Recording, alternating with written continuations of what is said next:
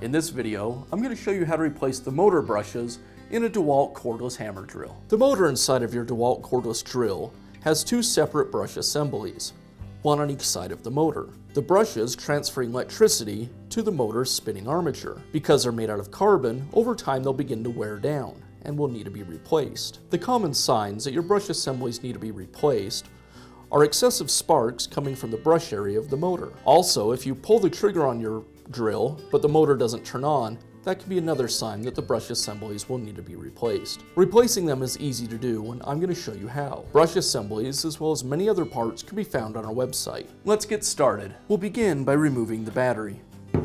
Now remove the rear cover. It's secured with 4 screws. With the cover removed, now we have access to the brushes. I'll go ahead and remove the wire lead going to the brush. The same on the other side.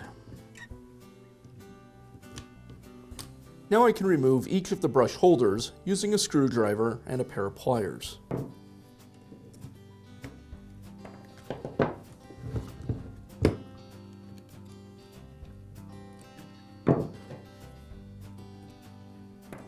Now I can install the new brush.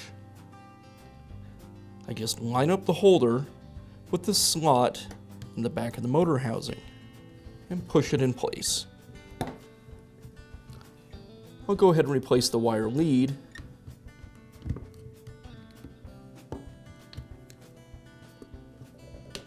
And now I can install the brush on the other side.